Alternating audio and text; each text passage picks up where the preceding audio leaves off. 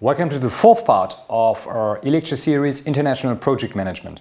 In the last section, we talked a little bit about the different kind of stakeholders or stakeholder categories which are involved in the project organization. So to recall it a little bit, there's this project sponsor who initiates the project, and the project team members, and the project leader, so the project manager, and the steering board. And we talked about their roles and responsibilities in the project. And today we're going to talk about how can a project be structured, how can it be set up at the organization. And basically we have three different kind of setups which are possible: staff, organization, matrix, and pure, the clean, so to say, project organization. Let's look at the staff organization first. So a project can be set up as a staff organization. What does it mean? So if you have the management of the institution, organization, company here at the top, the project is aligned, it's not a line of business next to the other functions of the organization, like marketing, sales, HR, production, etc., etc. But it's set up like here, like a staff department. Usually business development, for example, is or corporate business strategy. That's a staff department. So what does it mean? The people who work for the project, they're coming from the different kinds of business functions, and the project manager, he's not the superior to the different kind of project team members, and he's also not the superior, he's not their boss when it comes to technical or specific functions. So he's kind of, let's say, kind of powerless. So it's the most difficult setup for a project manager. Let's look at the different pros and cons. So one pro is definitely that separate areas can induce steered cooperation. So different kind of input is coming from different kind of business functions. There are minor changes in the existing organization. You don't need to set up an entirely new department, for example, which you have to do if you look at the clean project management organization. The power and the influence remains in the different kind of functions, and there are also minor investments necessary. Hardly any investment when it comes to the setup, because you don't need to set up a different kind of department. You don't need to really actually send people into the project with a new kind of contract. So all this is on the pro side. However, there are certain kind of disadvantages. One is, like I said, that the coordinator, the project manager, has very little authority. So there's also an issue when it comes to the relationship and the coordination. This is all linked together somehow, because the project manager is neither the superior when it comes to technical special questions concerning the project, nor is he able to dismiss people or to really to hire new people for the project. So he's kind of powerless. He's only working in the project as a kind of team lead within the staff department. So the project management is hardly effective. And, like I said, there's a dual role of the project leader.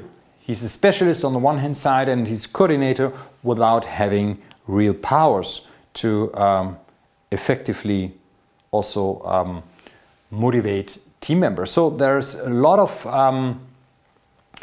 prerequisite when it comes to soft skills like communication, because if you're powerless by authority, you have to really motivate people by convincing them that it is also worthwhile working in the project for them. It's in their own interest. The matrix organization is the second possible setup. So in here, staff remains in the departments, but they also work in projects.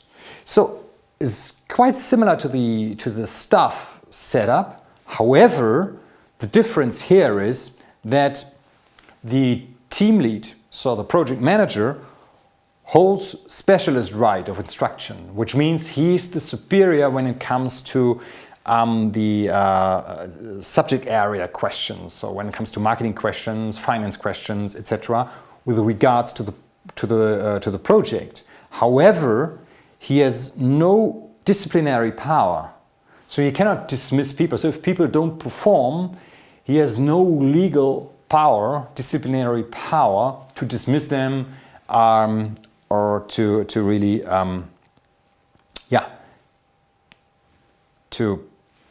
so to say, to punish them or to force them, to compel them to perform.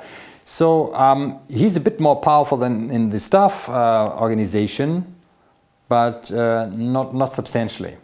So the pros and cons are similar to the organization model we discussed before. Let's quickly look at them. So you have a quick formation of the project team. You have no transfer problems because the people stay in the line of business and they work on the project. Synergy effects might be the result. You have a quick action and reaction within the project, and it kind of enforces entrepreneurial thinking on all sides because you get input from different kind of departments, like said. However, the staff people, so the project team members, they serve two masters. So what does it mean? So on the one hand side, if you have, for example, I quickly plotted like here, you have a function like marketing, and you have a function, for example, like HR, and there are people sent from marketing and HR into the project. This is the project here. They are reporting to their line managers, to their superiors, who have the disciplinary power over them, who can dismiss them, sanction them, etc., etc. On the other hand side, they are also reporting to the project team leader. So this is meant by that. And this is kind of a conflict, and this calls for sophisticated communication. So the division of power and responsibility among many people may lead to kind of confusion. So there's a great need for interface management, for sophisticated communication. And the last aspect, the conflict potential between project and line organization is very, very high. Why? Because the project manager has the authority, really, when it comes to the specific subject area.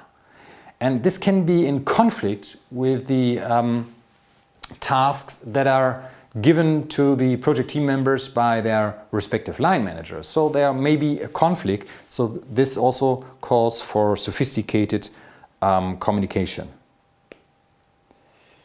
And the last organization which I would like to touch base upon, which is also quite common for big projects, for very big projects who are also long-term projects, who are focused on several years, so like a strategic shift of an organization, like change when it comes to the entire strategy.